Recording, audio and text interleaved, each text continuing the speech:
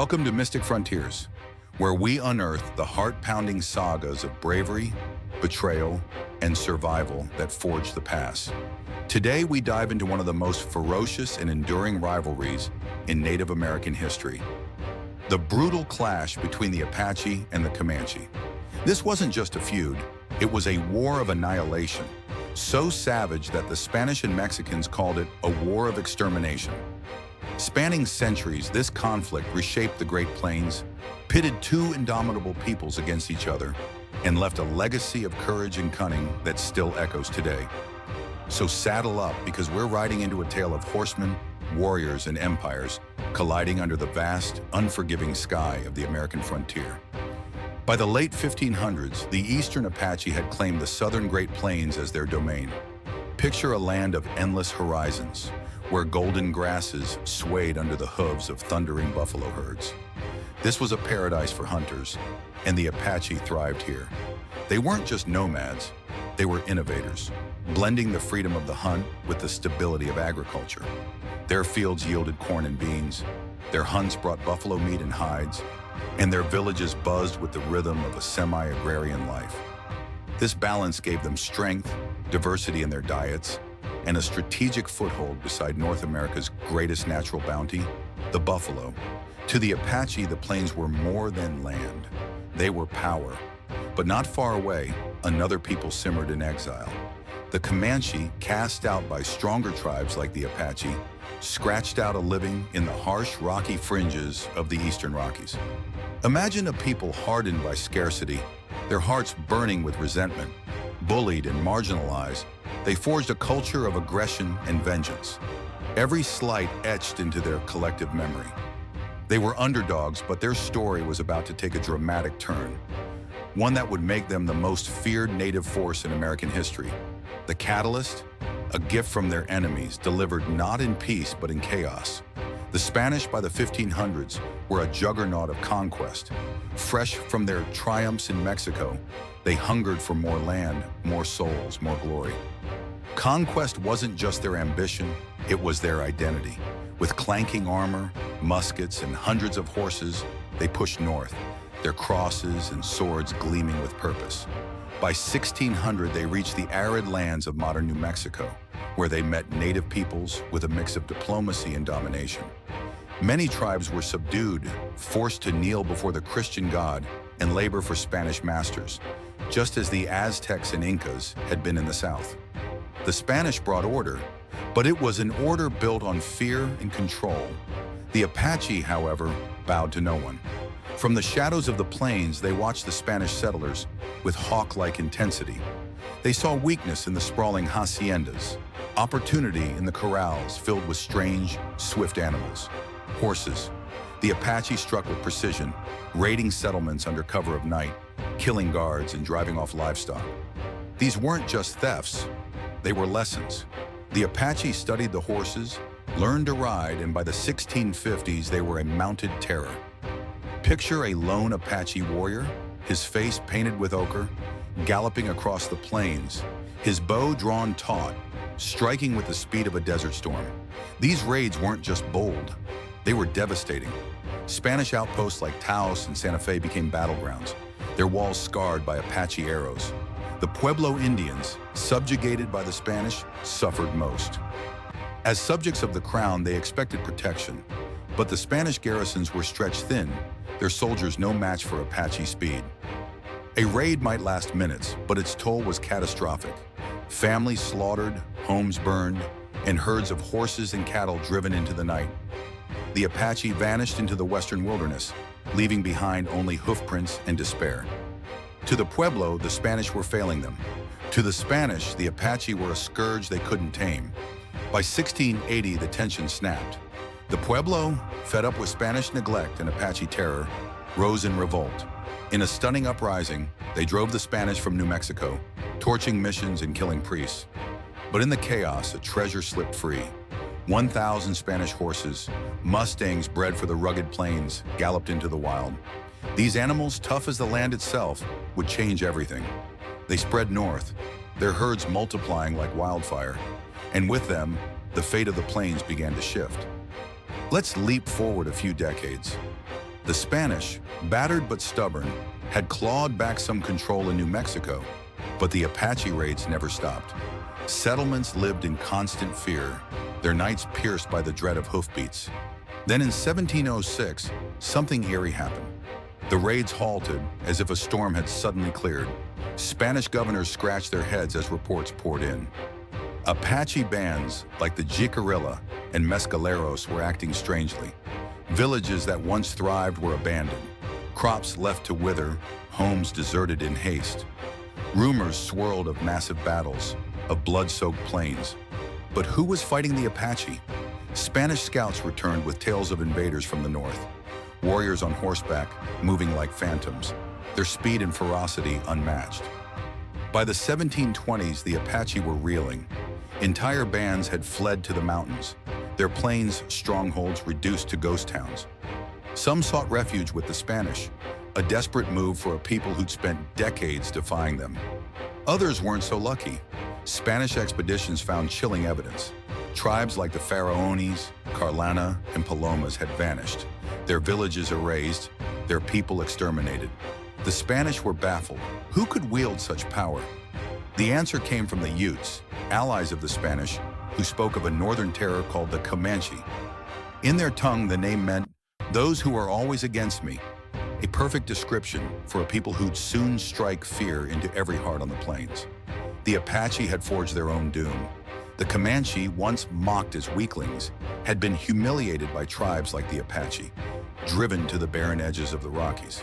They survived on grit and cunning, but their spirit was forged in fire. Every insult, every defeat was a debt to be repaid. Then in the mid-17th century, the heavens seemed to answer their prayers. The Mustangs, freed during the Pueblo Revolt, sparked by Apache raids, reached Comanche lands. These horses weren't just animals, they were destiny. Hardy and swift, they were built for the plains' endless expanse. The Comanche didn't just ride them, they became one with them, their lives and culture reshaped by the horse's power. This was the Great Horse Dispersal, a phenomenon that spread horses across the plains like a tidal wave. Every tribe adopted them, but the Comanche were different. They didn't rely on raids to steal horses. They bred them, turning herds into wealth. On the plains, horses were more than tools. They were currency, status, survival. The Comanche were rich, their camps filled with the neighing of mustangs. The eastern Apache, meanwhile, were tethered to their farms. Their semi-agrarian life, once a strength, now made them vulnerable. They had roots. The Comanche had wings. With horses, the Comanche could strike anywhere within 400 miles. A range that turned the plains into their hunting ground and their battlefield. As buffalo hunters, this mobility was a gift. A Comanche warrior could track a herd for days, his horse carrying him across vast distances, his bow felling beasts with surgical precision. But as warriors, this range was terrifying. They struck in spring and summer, when the plains grasses were lush enough to feed their mounts. They moved under the cover of night, guided by the eerie glow of the full moon.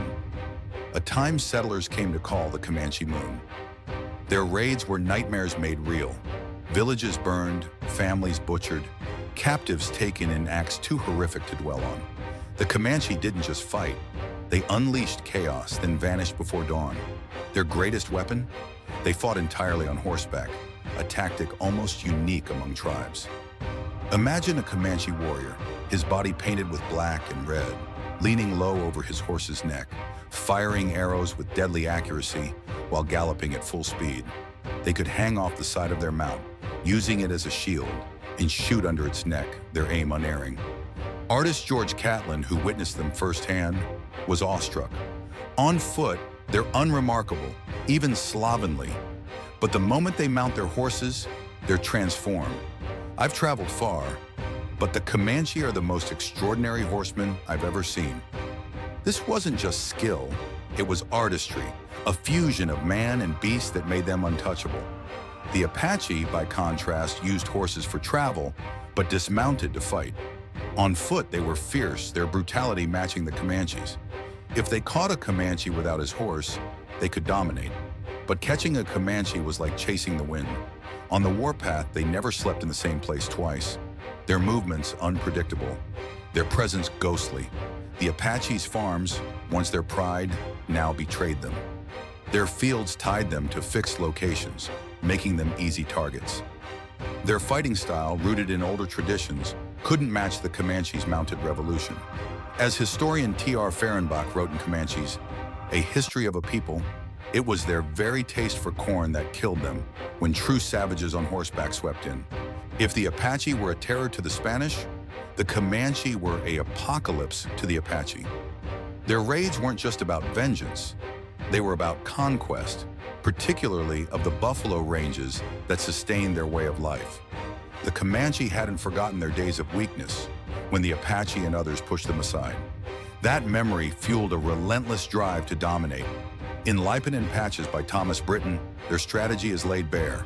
The Comanches sought to catch the Apache off guard at their rancherias, launching sudden assaults to kill as many as possible, capture women and children for New Mexico's slave trade, plunder their goods, and burn their crops to ash.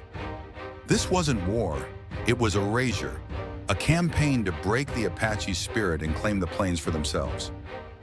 This conflict, stretching across decades, is a shadow in the history books, its details obscured by time. Even the Spanish who watched from their forts only glimpsed its edges. But what we know is chilling. The hatred between Comanche and Apache was total. Every Comanche was the enemy of every Apache, their feud a fire that burned without end. The Lipan Apache were among the last to hold the plains. By the 1720s, bands like the Mescaleros in Jicarillas had already retreated to the mountains, their villages abandoned. In 1723, a cataclysmic event known as El Gran Sierra del Fierro unfolded.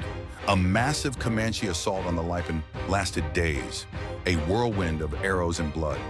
Countless Lipan warriors fell, their women and children dragged away as captives. The survivors fled to the mountain deserts, caught between the Comanches' wrath to the north and the Spanish's enmity to the south. For the Apache, survival demanded a bold new strategy. In 1749, they rode into San Antonio, not as raiders but as envoys. They sought peace with the Spanish, a stunning reversal for a people who'd spent decades bleeding them dry. Since San Antonio's founding in 1719, Apache raids had been a plague. Kidnappings, murders, and the theft of thousands of horses and supplies. The Spanish were wary but elated. The Comanche's dominance had driven the Apache from the fertile plains to barren mountains, where starvation loomed. Peace wasn't enough. The Apache asked for a Spanish mission and presidio in their territory, even agreeing to embrace Christianity, a faith they'd long resisted. To the Spanish, this was a godsend, a chance to end the raids, save souls, and perhaps tap rumored gold and silver deposits in the region. Surely a minor consideration. The mission was planned for San Saba, funded by a wealthy Spaniard whose brother, Father Alonso Giraldo de Terreros, would lead it. Don Diego Ortiz de Parilla, a battle-hardened officer, was tasked with overseeing the project. In April 1757, a caravan set out, priests chanting hymns, 100 soldiers in polished armor, and 2,000 animals trailing dust across the plains. But when they arrived, the Apache were gone. No greetings, no guides, just silence. Undeterred, the Spanish built a mission and presidio 2 miles apart, each ringed by sturdy wooden palisades. Weeks turned to months, and the Apache made only fleeting visits, promising to settle but always slipping away with gifts in hand. Frustration festered. Some priests whispered of deceit, suspecting the Apache were playing them for fools. They weren't wrong, but the truth was far darker. San Saba wasn't Apache land. It was deep in Comanche territory. The Apache weren't seeking peace. They were setting a trap. For months, they'd been raiding Comanche camps in the north, taunting their rivals with rumors of a new Spanish fort at San Saba. They left behind Spanish tools, shoes, even scraps of clothing, planting seeds of suspicion that the Spanish were allied with the Apache. It was a cunning gambit designed to pit their enemies against each other. By March 1758, the Apache vanished from San Saba entirely. At dawn, war whoops shattered the silence. 60 Spanish horses were stolen, and scouts returned pale, reporting hills alive with unseen warriors. For 2 weeks, the Comanche circled, their presence a tightening noose. The Presidio went into lockdown, soldiers clutching muskets behind palisades. Father Terreros and 30 others remained at the mission, 2 miles away, praying for deliverance. On March 16th, the storm broke. The Comanche descended, a vision of primal power. Historian T.R. Fehrenbach described it: a breathtaking, barbaric spectacle, plains warriors in full war regalia, their headdresses adorned with plumes, deer antlers, and bison horns. Faces painted red and black, the colors of death. Each carried a bow, lance, or spear. Hundreds brandished new muskets, glinting in the sun. At the mission, they played a cruel charade, approaching as friends alongside tribes the Spanish trusted. The priests, desperate to avoid conflict, welcomed them with gifts. But the mask fell and slaughter began. Between 8 and 10 souls perished, including Father Terreros, their bodies mutilated as the mission burned. The Comanche looted with ruthless efficiency, sparing only those who fled to the Presidio. Parilla sent soldiers to reinforce the mission, but they were ambushed and driven back. The Comanche never touched the Presidio. Why bother? The mission was easy prey, and their point was made. 2 days later, they melted into the plains, leaving behind ash and terror. The San Saba massacre was a masterstroke, a warning to both Spanish and Apache that the Comanche ruled the plains. The Spanish response was predictably furious, but disastrously inept. In 1739, Parilla led a punitive expedition north, seeking vengeance. It was a fiasco. They massacred innocent Tonkawa for no reason, then stumbled into a Comanche ambush at the Red River in October. The Comanche outnumbered them 2-1, their warriors a swirling tide of hooves and arrows. The Spanish force, bolstered by 130 Apache allies, crumbled before the fight began. Panic set in, auxiliaries fled, and the Spanish retreated in disgrace, abandoning cannons and supplies. What was meant to be a show of strength became a humiliating rout. The Apache's plan to use the Spanish as a buffer had failed spectacularly, and the Comanche's shadow grew longer. Now the Comanche turned their wrath on the Spanish borderlands. Their raids were surgical, exploiting the open terrain where forts were few and far between. S.C. Gwynn's Empire of the Summer Moon captures the horror. They never attacked armed forts, craving surprise and tactical edge. They burned villages, tortured and killed, left women disemboweled, men burned alive, infants skewered. They took young captives, then used Mustang speed to vanish, leaving Spanish dragoons chasing dust. The Spanish struck back, but their expeditions were futile. The Comanche were phantoms, impossible to track, their trails swallowed by the plains. Some Spanish parties returned empty-handed. Others never returned, lost to Comanche arrows or the plains' merciless geography. By 1780, the Spanish were desperate. Texas Governor Domingo Cabello wrote from San Antonio, "No hour, day or night, is free from reports of barbarities. Our ranches lie unprotected, and this path leads only to our province's ruin." The Spanish faced 2 relentless enemies, but those enemies hated each other with a passion that burned hotter than their hatred for the Spanish. There was an opportunity here, if only they could seize it. For years, they'd failed to even communicate with the Comanche. Their envoys rebuffed, or worse. But in 1780, a Spanish officer named Don Juan Bautista de Anza changed the game. A master of mounted warfare, he studied Comanche tactics and turned them against their creators. Near Greenhorn Peak, he ambushed a Comanche band, catching them off guard. A rare feat. The Comanche, arrogant in their dominance, had underestimated him, a mistake they wouldn't repeat. Anza didn't stop there. He launched more raids, each victory a message. When he captured Comanche warriors, he released them with an offer: peace and trade on Spanish terms. By 1785, the Comanche, bloodied but not broken, agreed to talk. In Taos, Anza worked a miracle, convincing rival bands to unite under a single speaker. The terms were historic. The Comanche would cease attacks on the Spanish, open trade routes, and join forces to destroy the Apache. For the Spanish, this was a triumph beyond dreams. Their most dangerous foe was now an ally, and their oldest enemy would be hunted to extinction, band by band. The Comanche, eager to crush their rivals, needed no persuasion. The alliance bore bloody fruit in January 1790. General Juan de Ugalde led a coalition of Spanish, Comanche, and Wichita warriors against the Lipan Apache. In a canyon west of San Antonio, they trapped hundreds of Lipan fighters and slaughtered them in a merciless rout. The Lipan, reduced to fewer than 1,000 warriors, joined the Mescaleros, guerrillas, and others in abandoning the plains for the mountains. The Comanche stood unchallenged, the undisputed lords of the Great Plains. The Spanish, for the first time in decades, could breathe easier, their settlements free from Apache raids. The peace with the Comanche held, a fragile but enduring truce that reshaped the frontier. But the Apache were not finished. The plains were lost, their buffalo ranges stolen, their villages reduced to memory. Yet in the mountains, this is the saga of the Apache and Comanche, a tale of valor, vengeance, and the relentless pursuit of power. It's a reminder that history isn't just names and dates. It's the clash of human wills, the courage to fight against impossible odds, the cunning to turn enemies into allies. The plains still whisper their names, carried on the wind where buffalo once roamed. Thank you for joining us on True Valor Stories. If this epic of horsemen and warriors sets your pulse racing, dive into our other videos for more tales of grit and glory. Have questions, thoughts, or ideas for future stories? Drop them in the comments. We're eager to hear from you. Until next time, keep the fire of valor burning, and we'll see you on the next adventure.